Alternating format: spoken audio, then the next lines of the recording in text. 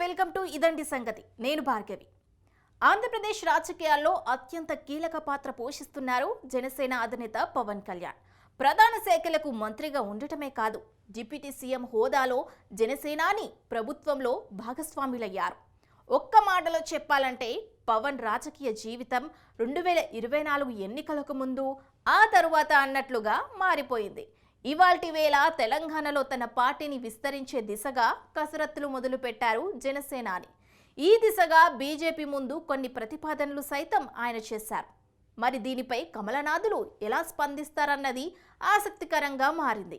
ఇక గత 10 ఏళ్లు ఒకెత్తైతే రాబోయే రోజులు మరో ఎత్తు అన్నట్లుగా తయారయ్యింది కేంద్రంలో ఎన్డీఏ పరిస్థితి.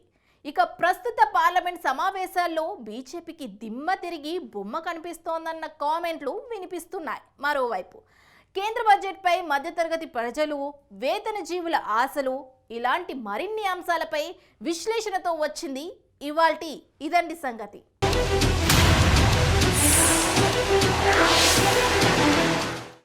Pawan Kalyan AP deputy CM, Janasena అధినేత. పవర్ స్టార్ అభిమానుల గుండెల్లో చెరగని స్థానం సంపాదించిన పవన్ ఇప్పుడు ఏపీ రాజకీయాల్లో కీలక పాత్ర పోషిస్తున్నారు. అలాంటి జనసేనాని ఇప్పుడు తెలంగాణలో తన మార్కు రాజకీయం చేసేందుకు సిద్ధమవుతున్నారా అంటే అవుననే సమాధానం వినిపిస్తోంది. అందుకు తగ్గట్లుగానే ఇప్పటికే పలు రాజకీయ ప్రతిపాదనలను కమలం ముందు ఉంచారు పవన్. మరి పవర్ స్టార్ ప్రతిపాదనలపై బీజేపీ హైకమాండ్ ఎలా స్పందించే అవకాశం ఉంది? ఇదే ఇప్పుడు హాట్ టాపిక్ గా మారింది.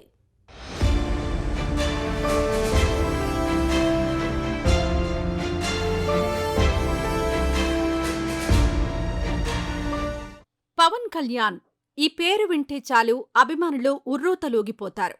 జన సైనికులు జేజేలు పలుకుతారు. అలాంటి పవన్ కళ్యాణ్ రాజకీయ జీవితంలో 2024 ఎన్నికలు అత్యంత కీలకమైనవి. ఇంకా చెప్పాలంటే పవన్ కళ్యాణ్ పొలిటికల్ కెరియర్ 2024 ఎన్నికలకు ముందు, 2024 ఎన్నికల తర్వాత అని చెప్పాల్సి ఉంటుంది.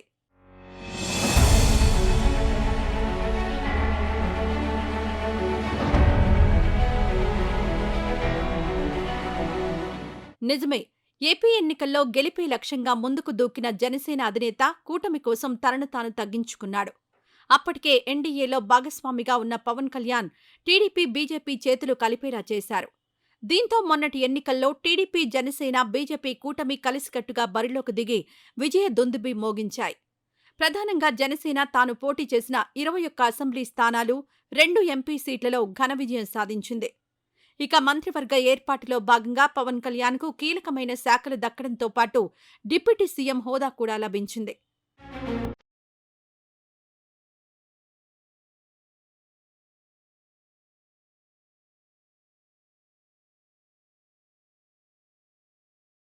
ఏపీలో జరిగిన అసెంబ్లీ ఎన్నికల్లో టీడీపీ తర్వాత అతిపెద్ద పార్టీగా అవతరించింది జనసేన.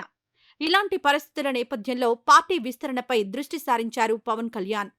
ఇంకా చెప్పాలంటే తెలంగాణ రాజకీయాలపై పవన్ ఫోకస్ చేసినట్లు కనిపిస్తోంది. ఇప్పటికే ఈ దిశగా కమల నాయకత్వం వద్ద పవన్ కళ్యాణ్ ప్రతిపాదనలు సైతం చేసినట్లు తెలుస్తోంది. ఎన్డీఏలో భాగస్వామిగా ఉన్న పవన్ కళ్యాణ్ రాబోయే రోజుల్లో కమలంతో కూటమిగా ఏర్పడి రాష్ట్రంలో రాజకీయాలు చేయాలన్న ఉద్దేశంతోనే ఆ ప్రతిపాదన చేసినట్లుగా ప్రచారం సాగుతోంది.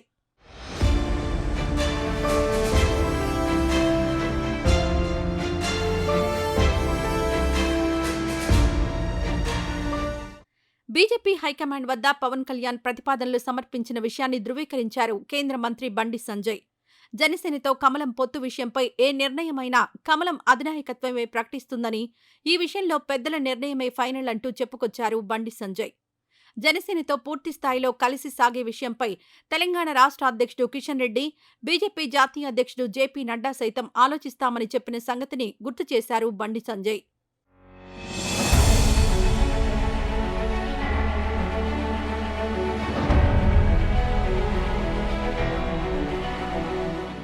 ఇప్పటికే ఎన్డీఏలో భాగస్వామిగా ఉన్న పవన్ ఏపీలో కమలంతో కలిసి సాగుతున్నారు. అదే మాదిరిగా తెలంగాణలోనూ కలిసి సాగేందుకు బీజేపీ అగ్రనేతలు సమ్మతించవచ్చన్న ప్రచారం జోరందుకుంది. నిజానికి 2023 తెలంగాణ అసెంబ్లీ ఎన్నికల్లో బీజేపీకి మద్దతుగా పలుచోట్ల ప్రచారం నిర్వహించారు జనసేనాని పవన్ కళ్యాణ్. ఎన్డీఏలో అప్పటికే భాగస్వామ్యం ఉండడంతో తెలంగాణలో జనసేనకు 8 అసెంబ్లీ సీట్లను సైతం కేటాయించారు కమలనాథులు. అయితే ఆయా స్థానాల్లో కొన్ని చోట్ల పవన్ విస్తృతంగా ప్రచారం చేసిన జన సైనికులు ఓటమి పాలయ్యారు. ఎక్కడా డిపాజిట్లు దక్కలేదు. కానీ ఆ తర్వాతి పరిణామాల్లో 2024 లోక్సభ ఎన్నికల్లో కమలం పార్టీ ఒంటరిగానే పోటీ చేసింది. సొంతంగానే 8 ఎంపీ సీట్లు సాధించింది.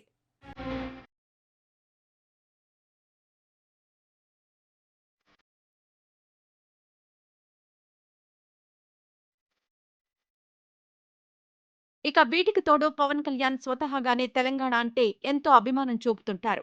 ఏపీ ఎన్నికల ప్రచారంలోనూ పలుమార్లు ఇక్కడి యువత పోరాట స్ఫూర్తి ఆదర్శంగా తీసుకోవాలని ఆయా సభల్లో చెప్పుకొచ్చారు.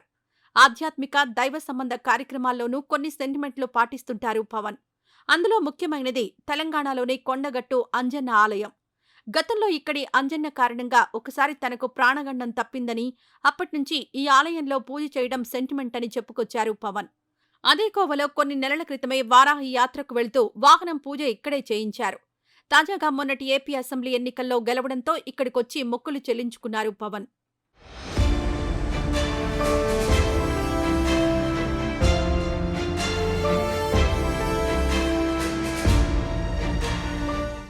అటు అభిమానుల పరంగా తెలంగాణలో పవన్ కు ఫ్యాన్ బేస్ ఎక్కువగా ఉంది. జనసేన క్యాడర్ మరీ ఎక్కువ స్థాయిలో లేకపోయినా చెప్పుకోదగిన రేంజ్లోనే ఉంది. అయితే ఒకసారి ఇక్కడ పూర్తిస్థాయి రాజకీయాలు చేయడం పవన్ ప్రారంభిస్తే జన సైనికుల సంఖ్య పెద్ద ఎత్తున పెరుగుతుందన్న మాట వినిపిస్తోంది.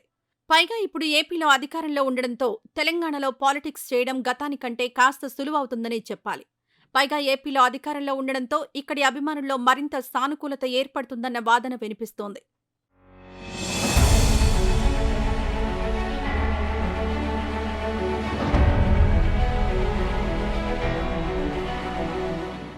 ఇలా ఏ రకంగా చూసినా ఇప్పటికే ఏపీలో చక్రం తిప్పుతున్న జనసేనాని తెలంగాణలోనూ బీజేపీతో కలిసి సాగుతూ సత్తా చాటాలని భావిస్తున్నట్లుగా సమాచారం.